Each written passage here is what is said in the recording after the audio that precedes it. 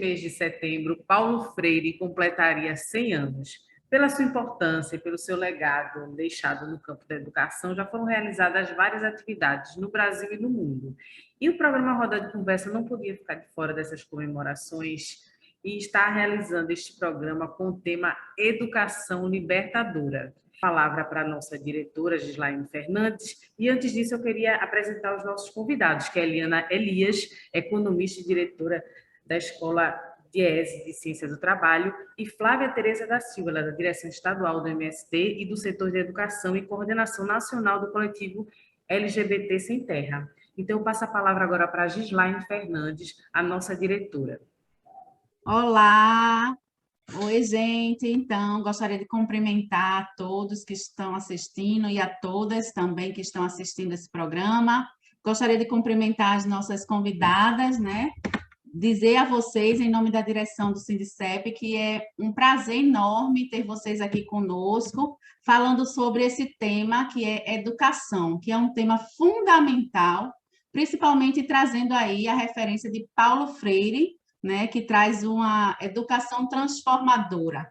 Então, eu queria até fazer uma ressalva aqui, dizendo que eu terminei recentemente o meu trabalho de conclusão de curso, do curso de Serviço Social da Universidade Federal de Pernambuco, e uma das minhas referências foi o DIEESE. Dizer que eu encontrei no DIEESE, nos estudos e nos dados, tudo que eu precisava para que eu pudesse estar fazendo esse trabalho de qualidade. Então, significa que o DIEESE contribuiu, né, transformou também essa parte do meu curso. Dizer que eu conheço um pouco do trabalho do MST, e eu acho que é muito importante estarmos aqui dialogando sobre isso e sobre esse trabalho do MST, até para que as pessoas possam conhecer, porque isso aí tem que ser levado para o mundo. É um trabalho que ressignifica a educação, ressignifica todo a base educacional das pessoas do campo e dos sem terra, e de toda a classe trabalhadora. Então, sejam muito bem-vindas. Mais uma vez, agradeço a vocês estarem aqui e vamos para a nossa conversa. Vou começar, passar a palavra para Eliana Elias, né? Eliana, o DIEESE, por muito tempo a gente conheceu o DIEESE como um departamento de estudos que fornece dados, né? Que contribui com a luta da classe trabalhadora. Mas, na verdade, desde a sua criação, o DIEESE ele tinha essa missão de trabalhar com a educação, com a formação da classe trabalhadora. Então, eu queria que você explicasse para a gente um pouco dessa história, né, e sobre o trabalho do DIEESE hoje. Em primeiro lugar, bom dia a todas, né? Queria agradecer imensamente ao Sindicep pelo convite feito à Escola DIEESE de Ciências do Trabalho, e cumprimentar também aqui Gislaine e agradecer pelas palavras, cumprimentar a Deise, que está na moderação, e também Flavinha. Espero que o debate de hoje seja bastante frutífero, né? E o tema da educação é sempre um tema muito instigante. Eu fiquei muito feliz pelo convite, porque Paulo Freire tem uma história intrínseca com a história do DIEESE, se confunde com a nossa própria história, e é tão importante para nós que nesse ano do centenário de Paulo Freire, nós já antecipamos no primeiro semestre uma semana inteira para refletir, para lembrar, né, o legado desse importante educador brasileiro e toda a sua trajetória na busca de uma educação autêntica, inclusiva, né, e que pudesse, de fato, fazer uma transformação social. Então, para nós é muito importante, eu gostaria de agradecer imensamente essa oportunidade. E como a Deise lembrou, Paulo Freire, a sua metodologia se confunde um pouco com a própria trajetória do DIEESE, né?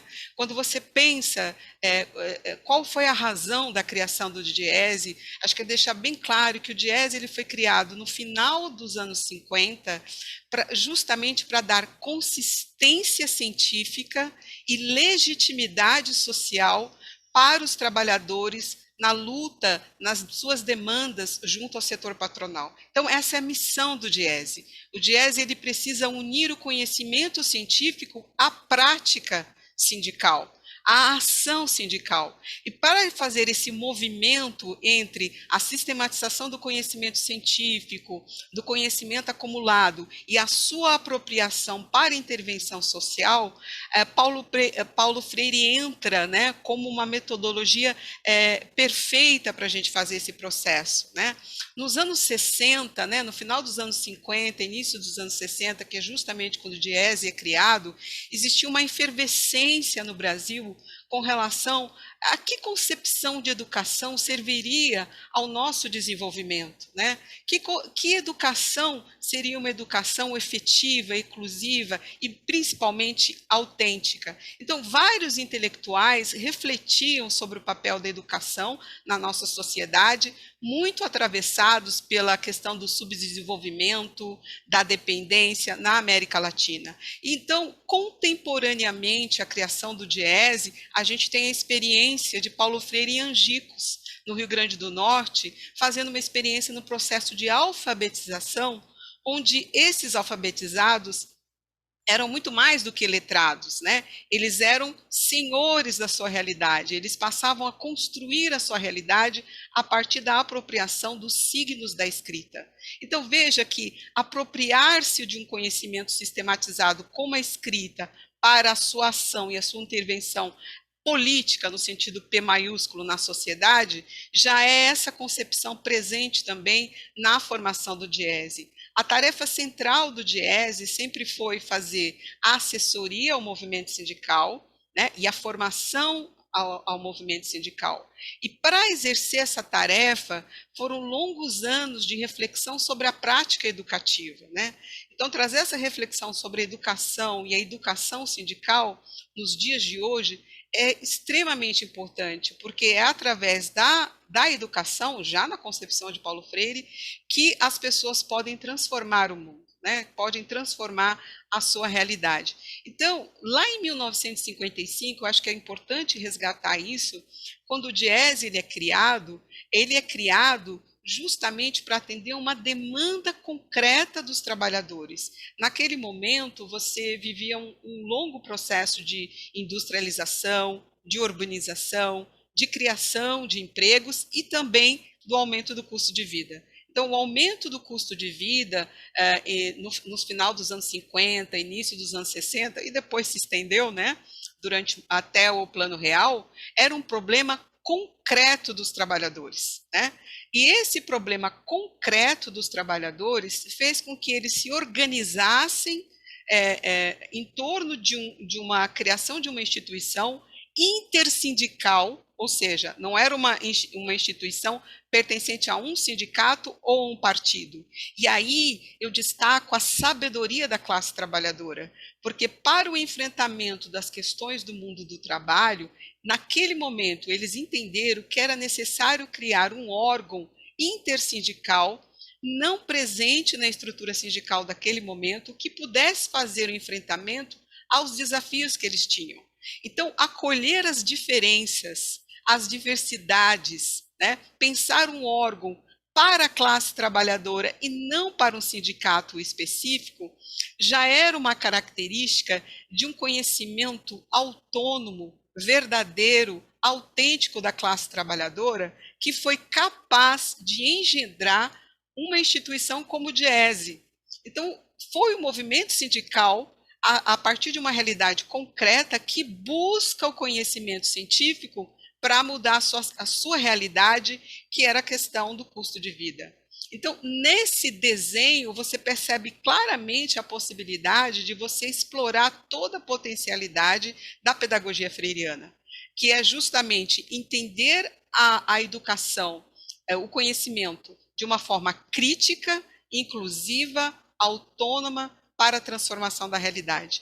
Então, eu gostaria de colocar isso para mostrar como, na verdade, havia um movimento contemporâneo, né, e não está desassociado, né, o surgimento de grandes intelectuais naquele momento para pensar a educação no Brasil. E assim como Paulo Freire pensava a educação para o trabalhador, né, o DIESE também pensa a educação para o trabalhador. Então, muita sinergia, né, muita comunicação entre a nossa missão. Então, a missão de Paulo Freire e a missão do Diese se encontram de uma forma muito produtiva e muito harmônica. Acho que era importante destacar essa característica entre o trabalho do Diese e entre a trajetória extremamente virtuosa deste grande educador que é Paulo Freire para nós, né? Então, quando você pensa numa educação que é uma educação transformadora, a gente sempre traz essa referência de Paulo Freire. Mas é mais do que isso, né? Porque quando o Diese começa a sua trajetória, né, começa a sua reflexão sobre a formação sindical, já na sua origem, né, em 1955, já se pensava em construir uma universidade do trabalhador. Então, já era um projeto que estava presente desde a origem do Diese. Mas os desafios eram muito maiores, como foram os desafios de Paulo Freire, que, na verdade, a grande questão que a gente tinha naquele momento era a alfabetização, o letramento, né, para a ação. Então, você ainda tinha uma parte expressiva da população de trabalhadores sem acesso à educação formal, sem acesso ao conhecimento. Então, você tinha um trabalho aí que era de alfabetização e de formação política sindical desses trabalhadores, né? Então, esse sonho ele foi se engendrando ao longo dos anos e a partir de uma disseminação dos cursos de nível superior, um aumento da escolaridade dos trabalhadores e trabalhadoras brasileiras, já em 2012, o Diese começa a pensar, então, na verdade, já implantar uma escola de nível superior, que é essa que eu trago hoje aqui para compartilhar com vocês, que é a Escola Diese de Ciências do Trabalho. E aí eu acho interessante também destacar aqui, porque o tema principal do Diese sempre foi o trabalho. Sempre foi o trabalho. O tema principal de Paulo Freire sempre foi o trabalho. Ele sempre procurou as raízes do conhecimento, da aprendizagem, através do exercício do trabalho, tendo o trabalho como um princípio educativo, né? Então, através da experiência do povo com a terra, né, se passava a explicar a ciência, se passava a explicar as letras, né? Então, essa realidade concreta e esse conhecimento do sujeito, ele é trazido de volta para a sistematização do conhecimento. E aí que eu gostaria de dizer qual é o processo que o Diese pensa, a escola Diese pensa de forma diferente quando cria uma universidade, quando cria, na verdade, uma faculdade de ciências do trabalho. A primeira, que o trabalho é a centralidade de todas as relações da vida humana. É através do trabalho que as pessoas se organizam, a sua cultura, a sua economia, a forma de se relacionar, as suas relações. Então, a centralidade do trabalho é o ponto dentro da escola. E a grande diferença que a gente acredita na nossa prática, que resgata essa concepção freiriana, que eu acho que é importante aqui destacar, é que desde o início do curso, os estudantes trabalhadores são convidados a fazer investigações de pesquisa, estudos de pesquisa de campo. O que significa isso? Que eles vão, e o título que a gente dá é justamente cientista social. Mas o que significa um trabalhador cientista social? É um trabalhador que produz conhecimento acadêmico? Mais ou menos. É um trabalhador que, na sua realidade, né, como metalúrgico, como bancário, como servidor público, ele possui instrumentos metodológicos, científicos e teóricos para olhar a sua realidade e transformar a sua realidade, sistematizar aquele conhecimento e trazer ele para a academia. Então, é um movimento ao contrário, é isso que eu queria dizer. O movimento é de reconhecer o conhecimento, a sabedoria do trabalhador, dar instrumentos para que ele sistematize essa experiência e devolva para a universidade esse conhecimento sistematizado. O que significa isso? Significa que a gente olha o trabalho e a educação na perspectiva do trabalhador. O trabalhador é o sujeito histórico dessa educação. Ele é a principal peça dessa educação. E o conhecimento dele não está em oposição ao conhecimento acadêmico. o conhecimento acadêmico e o conhecimento do trabalhador se unem, e se unem com um único objetivo: transformar a sociedade. Então, o movimento que a gente tenta fazer, dando uma característica diferente para essa universidade, é tentar que o trabalhador entenda que há uma sabedoria, que há um conhecimento na sua realidade, que ele é quem mais conhece a sua realidade, e nós damos instrumentos para que ele sistematize essa realidade e que ele transforme essa realidade e que devolva essa experiência para a universidade. Então, o que o DIESE faz? Ele sistematiza e devolve para a sociedade. E qual que é a diferença aí? A diferença é que, desde a sua criação, o movimento sindical entendeu que, para o embate capital-trabalho, não é possível fazê-lo sem dominar o conhecimento científico. Então, é preciso fazer isso. E é nesse movimento que a gente caminha de empoderar os trabalhadores, de fazer os trabalhadores protagonistas do seu processo de transformação. Então, não é o DIESE que vai transformar a realidade, não é o professor do DIESE, não é o formador, é o dirigente sindical atuando com os instrumentos, com a reflexão, com a mediação que nós tentamos praticar na escola, que vai transformar a sua realidade. E aí, é importante dizer que nessa trajetória nós tivemos vários tipos de experiências de formação sindical. Uma das grandes experiências foi um programa de capacitação de negociação coletiva, que capacitou inúmeros dirigentes sindicais em todo o Brasil para a negociação coletiva na década de 80, que eram as grandes campanhas salariais que nós tínhamos. Nos anos 90, o DIESE, também na vanguarda, criou um programa de capacitação de dirigentes e assessores para discutir as transformações naquele momento na estrutura produtiva, né? Os grandes temas que hoje aparecem, como terceirização, privatização, abertura comercial, tudo isso já era discutido, e nós formamos mais de 1.000 dirigentes sindicais, lideranças sindicais, para atuarem nesses temas, até chegar na faculdade de DIESE, né? Então, foi um caminho, né, de reflexão junto com o movimento sindical. E, atualmente, a gente continua ofertando, né, disponibilizando mais de 40 cursos de extensão, que geralmente procura abarcar alguns grandes temas. A negociação coletiva, sem dúvida, então, negociação coletiva do setor público, do setor privado, de setores específicos da sociedade. A negociação continua sendo o carro-chefe. Mas temas de vanguarda, né, que discutem o futuro do trabalho, como home office, trabalho de plataforma, trabalho e meio ambiente, que são questões que estão na agenda do dia, também estão presentes. E outro grupo de cursos que a gente também fornece, a gente chama de habilidades do negociador. Então, é realmente capacitar os dirigentes para que eles atuem.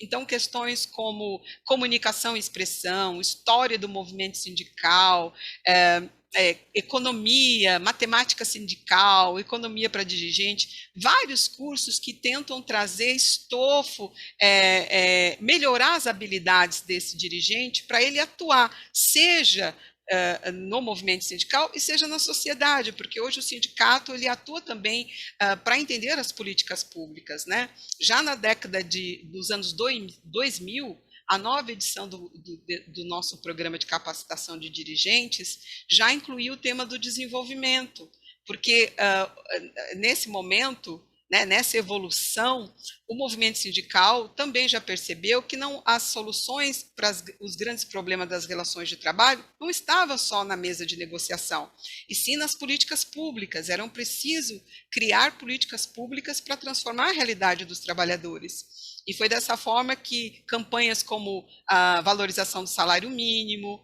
entre outras, foram encampadas pelos trabalhadores. Então, esse caminhar do DIESE junto com os trabalhadores, e é importante dizer isso, a pauta do DIESE é a pauta dos trabalhadores. Os dirigentes sindicais que vêm para o DIESE e que dizem quais são os cursos, quais são os caminhos que a gente vai tomar, né?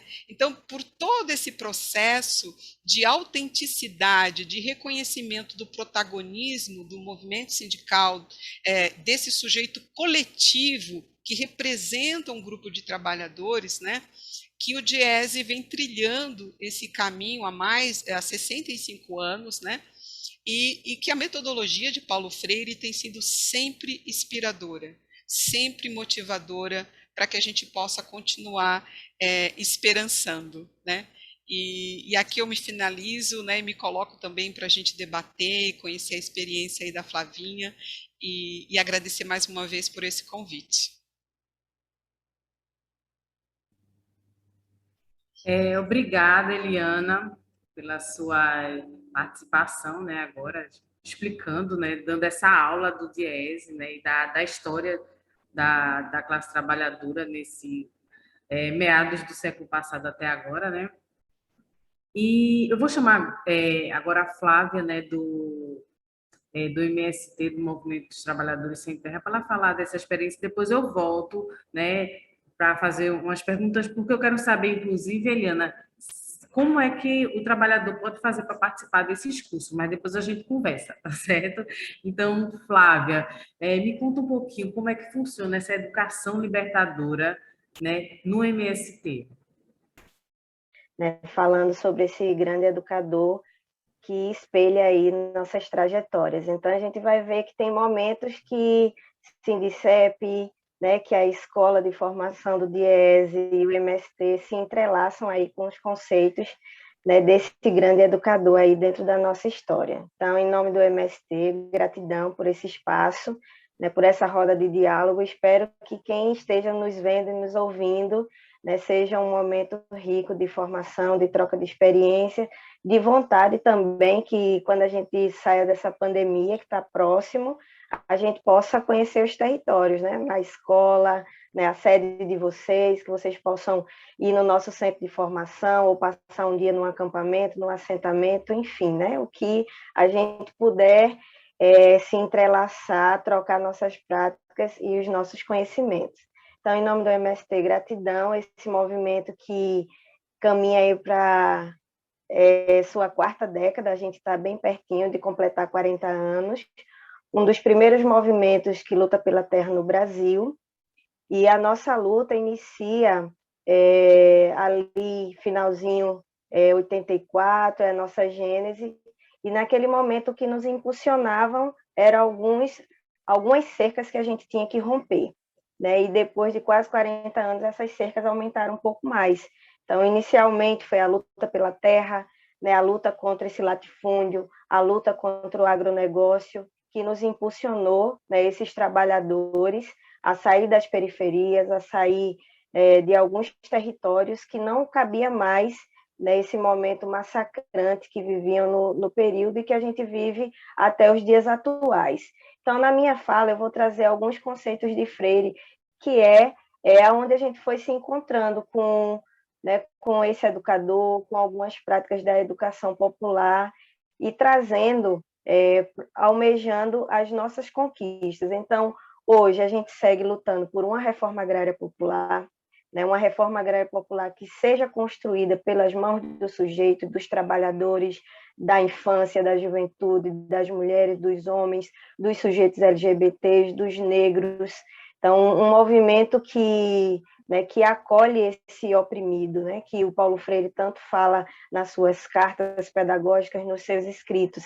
Então, na nossa gênese, a gente já encontra esse oprimido, né, esse oprimido que necessita ter uma moradia, esse oprimido que necessita ter um lugar digno para sua família, esse oprimido que precisa acessar direitos básicos à escola, à saúde, né, ter as condições dignas de produzir na terra, porque só a terra, por si só, né, ela não produz vida social naquele local, naquele município, naquela comunidade. Então, tudo entrelaçado, né, com a nossa prática. Então, quando a gente faz as primeiras ocupações de terra, um dos conceitos que a gente já conhece de primeiro é o trabalho de base. Então, né, esse trabalho de base que o Paulo Freire fez em Angicos, né, que a Eliana trouxe na fala dela, não tem como falar de Paulo Freire, não tem como falar de educação libertadora, de problematização, sem lembrar Angicos e sempre remeter, né, a esses 40 dias né, com aqueles trabalhadores que se dedicaram a estar com aquele grande educador, né? A gente sempre também tem que lembrar, né, que Paulo Freire, por si só, ele não teria construído um método se aquelas pessoas não tivessem abraçado, né, aquela proposta da teoria e prática e teoria, né? E mais uma vez a gente traz esse educador com mais um conceito. Então, a partir de Angicos também, né, a gente passa a perceber que ao entrar nas comunidades, né, pedir licença a entrar nas comunidades, nas casas das pessoas para convidar para ocupar a terra, né, a gente tinha que saber dialogar.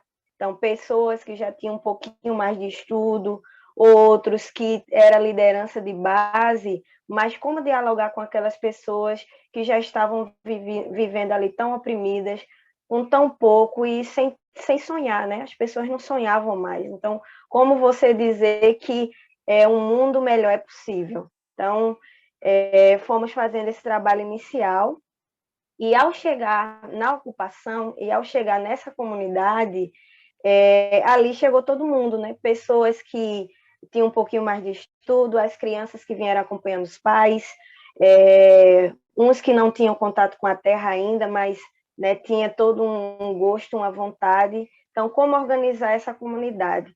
Então, já no visual, a gente vê um ambiente alfabetizador, né? A gente vê que toda a nossa estrutura ali, ela era educativa para nós, ela tinha uma resistência e ela tinha uma essência, né, de estar ali. Desde o nosso barraco de lona, né, que o Paulo Freire lá em Angicos traz no tijolo, né? Que tijolo é esse? Quem fez o tijolo? Então, a gente tinha ali a nossa lona preta, em algumas comunidades a palha de coco, outros materiais por conta do calor, aonde a gente buscar essa água, como buscar água, como a gente se organizar em núcleos, né, para cuidar das crianças, para cuidar da nossa alimentação coletiva, como montar nossas estratégias, né, quando chegasse a repressão, para a gente se manter firme ali. Então, todos esses ensinamentos e o ambiente, né? Em alguns lugares, exemplo, eu estou falando aqui da zona da Mata Sul, a gente tem muita mangueira, que é um dos símbolos do Paulo Freire também, né? Essa educação ao ar livre, né? Para a gente sair das quatro paredes das escolas, a gente conseguir fazer educação, a gente poder problematizar a nossa realidade e a gente debater temas caros no lugar que é possível, com as condições que a gente tem. Né? Se é para a gente começar a escrever as primeiras palavras usando um graveto, a gente vai usar. Né? Se a gente é para usar um caco de telha, a gente vai usar. E se a gente conseguir ter um lápis e um caderno, a gente vai usar. Né? Que tanto o DIEESE, o Sindicep e o MST, a gente luta para que as pessoas tenham as condições dignas. Né? Tem momentos que a gente fala até em poesias, em cordéis, em outras linguagens, desse processo inicial que a gente teve e que foi bonito, que foi conquista, mas a gente luta por mais, né? A gente sempre quer alcançar os melhores lugares, porque nós somos dignos e somos sujeitos para construir nossos processos, as nossas realidades.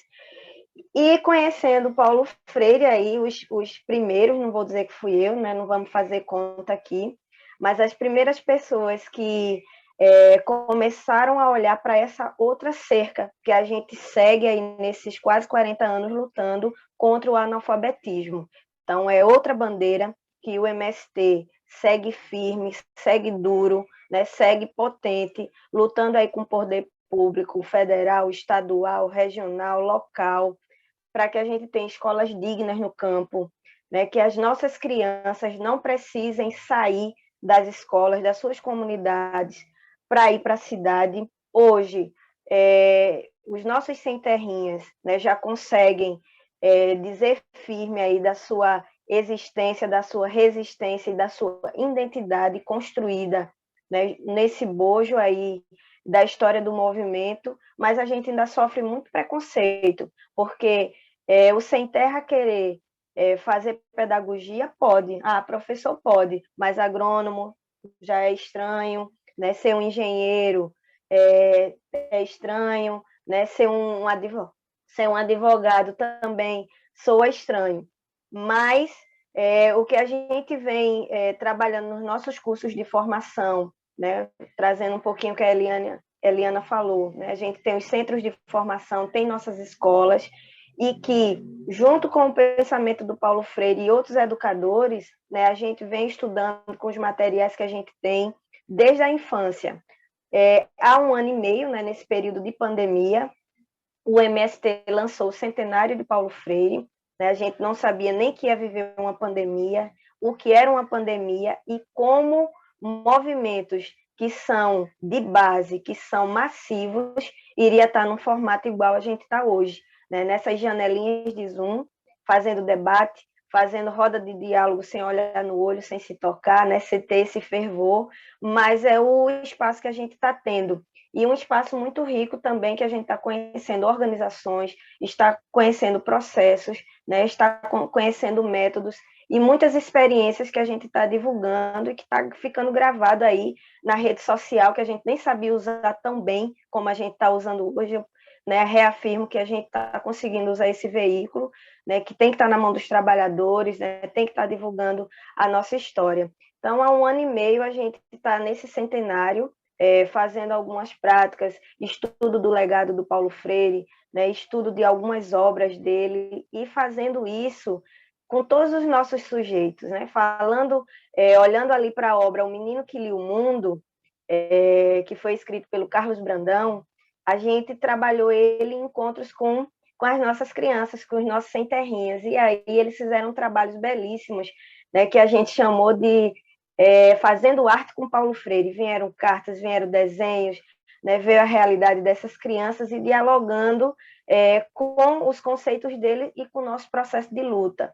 Né, com a juventude, nós tivemos também muitas lives, muitos debates, né, da juventude defendendo essa escola de ensino médio, porque na nossa realidade a gente tem escolas de ensino fundamental, é até possível, mas estruturas de ensino médio nós temos mais dificuldade.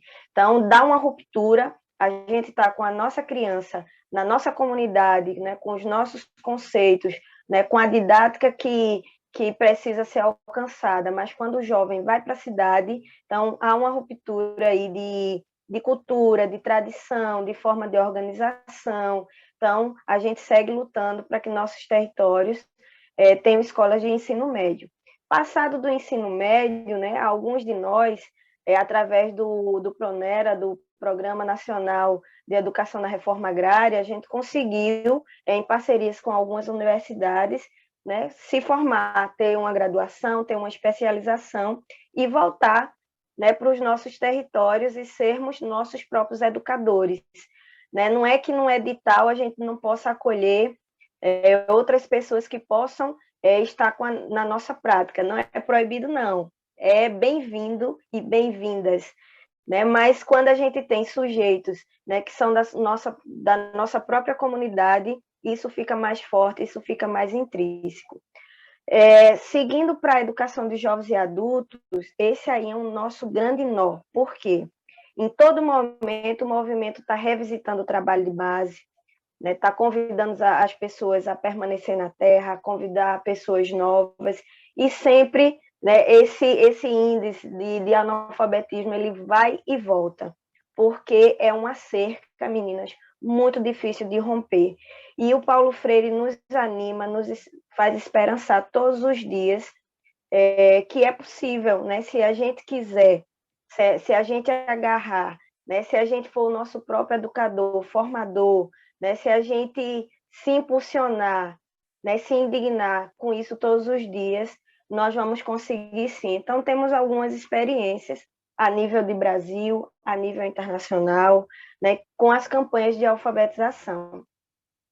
Uma base com a educação popular, e na educação popular conhecendo mais pertinho, né, do Paulo Freire, aí trazendo alguns elementos de conceitos do movimento, da educação popular e conceitos de Freire. Então, o trabalho como princípio educativo, sim, né, a nossa roça, a implementação da agroecologia, o não uso de veneno, a alimentação saudável. Então, né, o trabalho desde a infância até os sujeitos, né, os mais idosos, né, de preparar esse chão.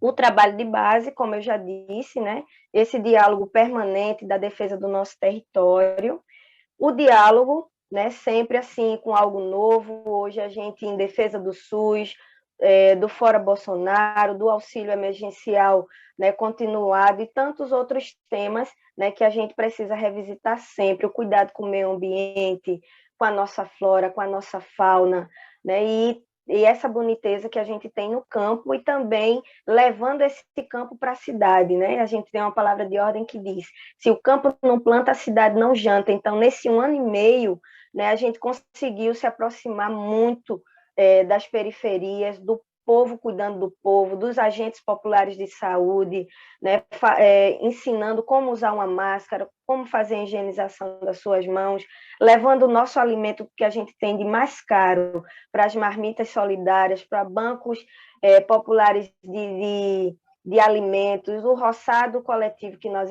estamos agora. Então, o que a gente tem mais caro, que é a produção, o que sai dessa terra que a gente tanto desejou, né, a gente está levando para as pessoas que estão passando fome. Né? O Brasil ele volta aí para o cenário da fome, e os movimentos sociais, as organizações, as instituições não estão esperando por governo, nem federal, nem estadual. Né? A gente está fazendo com nossas próprias mãos. Teoria, prática e teoria.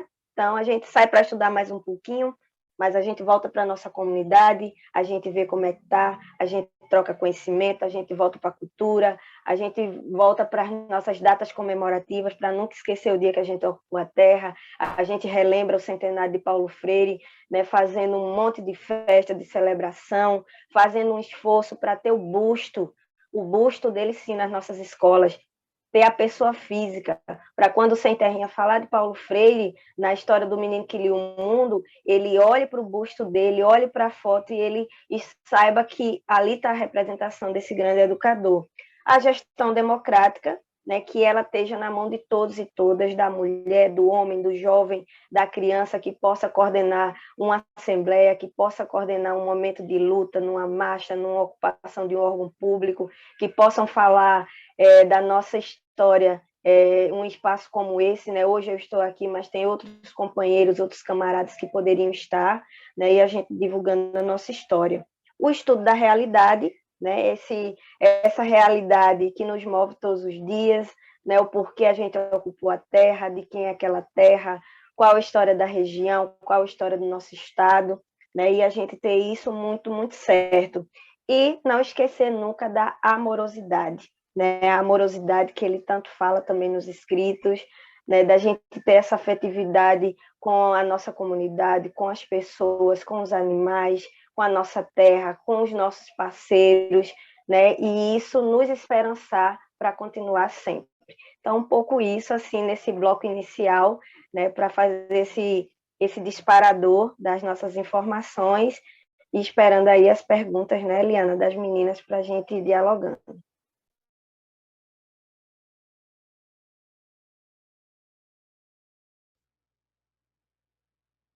Gabriel.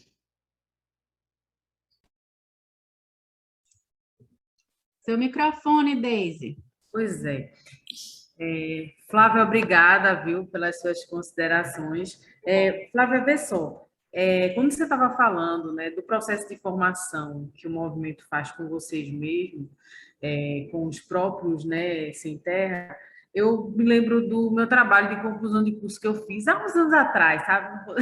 Há uns anos atrás, que eu pude presenciar, né, em várias áreas, né, que o movimento estava formando pessoas em várias áreas, inclusive na área da pedagogia, né?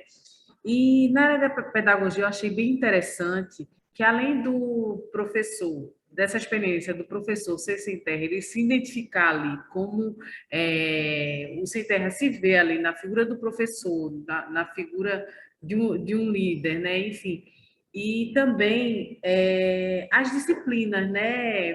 Que naquela época eu lembro que vocês trabalhavam muito, tentava desconstruir um pouquinho, porque as disciplinas oficiais, né, elas trazem muitas vezes uma narrativa diferente, né? da representação da classe trabalhadora, do campo, da cidade, e vocês tentam dar essa visão diferente, né, Flávia? Tu poderia falar mais um pouquinho disso? Como é que está essa experiência ainda? Claro que sim. Então, falando nas escolas, né, só para contextualizar quem não conhece nossa organização, os assentamentos e acampamentos, eles pertencem a municípios, né, e a estados.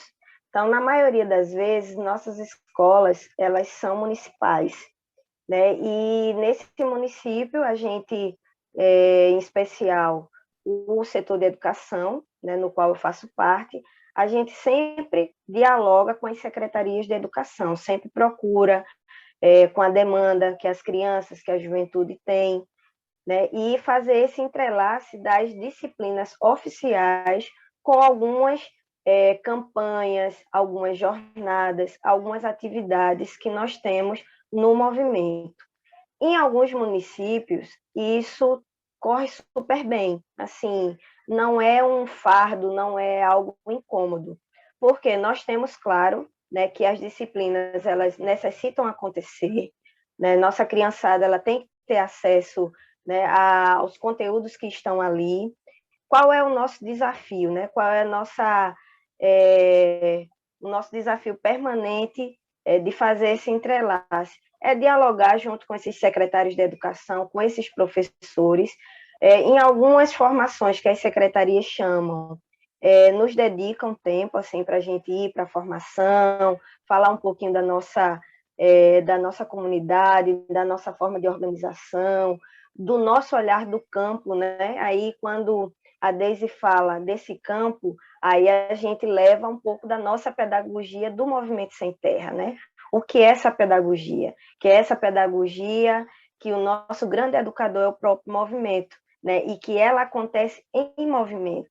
Então, nada muito extraordinário, nem um conteúdo tão distante, mas dizer que a gente defende a cultura local, né, que a gente defende a agroecologia, né, a luta pelo meio ambiente, o acesso aos direitos. Então, tudo isso está, né, dentro da nossa pedagogia e que o sujeito também ele alcance o conhecimento das disciplinas, mas que o educador ele consiga, quando ele for trabalhar o campo, um exemplo que é a palavra que a gente está usando agora, essa palavra geradora, que ele consiga ler o campo social que a criança está inserida, né? O que é o campo da reforma agrária. No nosso Brasil, a gente tem a reforma agrária, a gente tem alguma espécie de reforma, né? Que campo é esse? Quais foram os sujeitos que vieram para o campo? Né? Que vida social era essa? Então, fazer o que é um engenho, o que é uma fazenda, né? O que são esses oprimidos que acabaram indo para lugares periféricos e hoje está lutando pelo campo. Então, né, tem todo esse contexto, tem todo né, esse aparato por trás e também, lógico, né, assim, trazendo as datas comemorativas, trazendo esse nosso processo de organização. E tem alguns espaços que a gente faz a formação específica com os educadores. A gente sempre faz no período de maio, né, que é um momento que os educadores já foram para os territórios, né, já conhece sua comunidade e a gente se reúne no período de maio, né, para estar estudando um pouco os nossos clássicos, entre eles o Paulo Freire. Então, é um pouco dessa forma que a gente se organiza, meninas. Joia, Flávia. Interessante, né? Tentar desconstruir um pouco e agregar, né? Com a luta do movimento. E a Flávia, a Eliana, eu tenho uma pergunta. Sobre a questão você se referiu muito na sua fala, né, ao trabalho com o movimento sindical, né, mas qualquer trabalhador que tem interesse, ele pode participar dos cursos que o Diese oferece, né, da escola Diese, porque tem os cursos, inclusive, que são abertos, né? Tem os que é necessário a contribuição, mas tem os que são abertos, né? Me fala um pouquinho de como é que está funcionando isso. Ah, claro, Daisy. Então, nós temos três ofertas de tipos de curso, né? Um primeiro que é aberto para toda a população, né? Que é o curso de graduação, o bacharelado interdisciplinar de ciências do trabalho. Ele pode acolher toda a população, mas 70% dos participantes, dos estudantes, são do movimento sindical ou dos movimentos sindicais, sociais, como Sem Teto, Sem Terra, né? E outros movimentos, mas ele é aberto para o trabalhador, né? Tem trabalhadores de base também, né? A gente tem o curso de pós-graduação, né, em Economia e Trabalho, que também abarca as atuações do movimento sindical em políticas econômicas, em mercado de trabalho, políticas públicas de emprego, trabalho e renda e relações de trabalho, negociação coletiva, que também é aberto para toda a população, mas que também, majoritariamente, o perfil dos nossos estudantes é do movimento sindical, ou dirigentes sindicais, ou assessores sindicais e de movimentos sociais. Então, eles são abertos, né? São os cursos regulares da escola, né? E aí, como eu disse, a gente tem uma gama de cursos de extensão, né?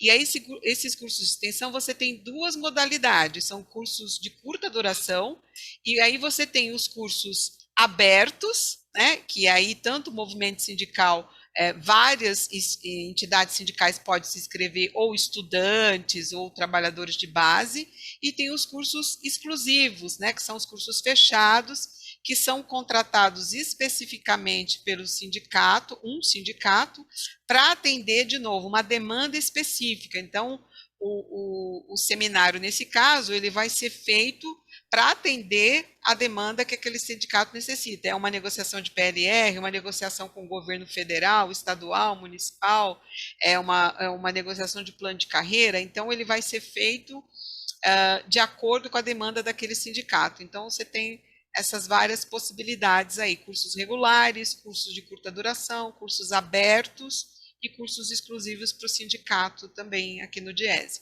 A pós-graduação, a gente já oferta em EAD, tá? Então, a gente já está com uma turma de EAD, então totalmente à distância, 18 meses. O curso de graduação continua sendo presencial. Obviamente, nesse tempo pandêmico, está tudo na forma remota, e como citou a Flavinha, né, a pandemia veio e obrigou a gente a lidar com esse meio virtual, né, e o movimento sindical se adaptou rapidamente, né, respondeu rapidamente, então todos os nossos cursos de extensão estão sendo ofertados na forma remota, e a gente aprendeu muito a fazer debates dialógicos, inclusíveis, adaptar toda a pedagogia freiriana para esse tempo, com boas experiências, algumas que a gente não fica muito satisfeito, mas sim, a gente se adaptou, procurou adaptar a nossa metodologia para atender essa contingência aí da pandemia. Eu gostaria até de comentar um pouquinho aqui, vou falar só para a gente trazer até uma reflexão, uma provocação para as duas aí, Flávia e Eliana. Eu achei muito interessante quando Flávia falou assim, que as pessoas não tinham sonhos e voltaram a sonhar a partir da educação. Isso é muito profundo, né? Isso é muito, muito rico de a gente ouvir. Até porque é o princípio, né, da educação transformadora de Paulo Freire. E aí a gente se pega nesse momento agora, né, que não podemos deixar de falar do momento atual que nós estamos vivendo, com essa volta, né, tão forte do conservadorismo, essa volta do fascismo, e o atual governo com um programa de escolas cívicos militares, não é isso? Existe um programa lançado, né, ou seja, a política de educação do atual governo é ampliar e criar mais escolas cívicos militares, onde essas escolas a gente sabe, né, como é o sistema, que é o sistema educacional através de imposição, e as crianças elas são tratadas praticamente como robôs, né? Se a gente for comparar, existe todo um sistema disciplinar, mas que não valoriza, né, totalmente o oposto da educação freiriana, não valoriza essa construção social, os pensamentos, né, da criança, não valoriza a educação de Paulo Freire. E aí a gente fica vendo todos esses absurdos que estão acontecendo e entende, né? É muito claro que isso é a tentativa de implantar uma ideologia através da educação. E aí eu gostaria, se vocês pudessem falar um pouquinho, Eliana, sobre isso, e depois Flávia, para a gente ouvir você. Obrigada, Gislaine, pela sua pergunta. Eu acho que é muito pertinente, né? Porque o viver o conhecimento é no nosso contexto, né? Toda a nossa experiência, e a experiência freiriana justamente é para a gente interpretar o mundo, a necessidade de interpretar para interferir no mundo. Então, sem dúvida nenhuma, nós vivemos um retrocesso do ponto de vista do que a gente entende como uma educação libertadora. Então, um tempo de desafio para os movimentos sindicais e sociais em todo o Brasil, sem dúvida nenhuma. E como foi lembrado aqui pela Flavinha, uma das características que a gente tem de uma educação libertadora é uma gestão democrática. Então, a participação social, a participação dos atores sociais como protagonista na criação das políticas públicas, nas questões que envolvem a sua vida, é primordial para a democracia. Então, não está desassociado uma educação libertadora sem os princípios democráticos estabelecidos. E a gente está num ambiente onde os princípios democráticos estão sendo atacados em todo momento. E quando você pensa numa educação militar, ela vai totalmente contra com tudo que nós acreditamos do que é uma educação libertadora, pelo único princípio que ela estabelece, que é contrário a toda a concepção freiriana, que é uma educação hierárquica, né, de cima para baixo. E a gente está dizendo, justamente com essa metodologia, que a educação ela não é de cima para baixo, ela é horizontal, né, onde todas as pessoas compõem e participam dessa construção coletiva do conhecimento, né? Então, não tem como dar certo, né? Não tem como... se você pensar que lá no início da criação, que eu falei da criação do Diese, no início do surgimento dos estudos do Paulo Freire, toda a efervescência intelectual progressista desse país pensava numa educação que fosse autêntica, libertadora, que fosse efetiva, né, e que desse um rumo, pensasse, porque naquele momento você viu o país crescendo, se industrializando, urbanizando, o que você pensa? Uma identidade, a construção de uma identidade de uma nação, e a educação entrava ali. Que tipo de educação a gente vai fornecer para ter uma sociedade igualitária, uma sociedade livre, uma sociedade democrática? E aí entra Paulo Freire. Quando a gente vê hoje todo esse retrocesso, né, esse movimento, né, de tentar voltar a mais de 60 anos atrás, né, e muitas vezes ao século passado, né, então você vê o quanto a necessidade do movimento sindical resistir, né, com uma educação libertadora, o movimento sem terra, os movimentos sem teto, né, os movimentos sociais, atuarem numa resistência contra esse tipo de educação, que é um retrocesso do ponto de vista de uma construção de um país democrático.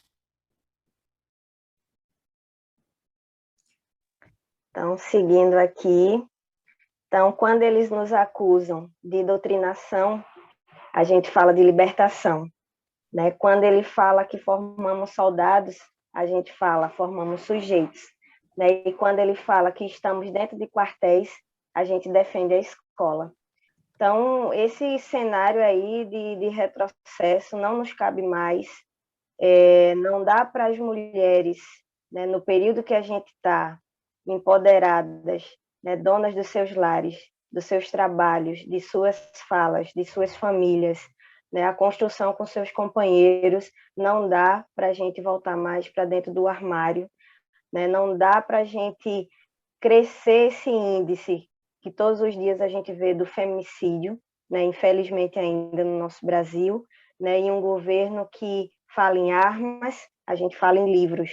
Então, dentro desse processo, né, de luta pela democracia, né, e o que a gente vê se chegando, a gente olha para a homofobia que a gente está no nosso Brasil, entre os índices aí maiores, né, e todos os dias sujeitos LGBTI sendo mortos, né, a gente ainda vê crianças nesse processo de escravismo, né, de pedofilia, de tanta coisa feia aí acontecendo, né, e nesses espaços que a gente tem, né, de divulgar, de estudar, de formar, nós estamos fazendo, né, e estamos fazendo para a gente continuar existindo e resistindo.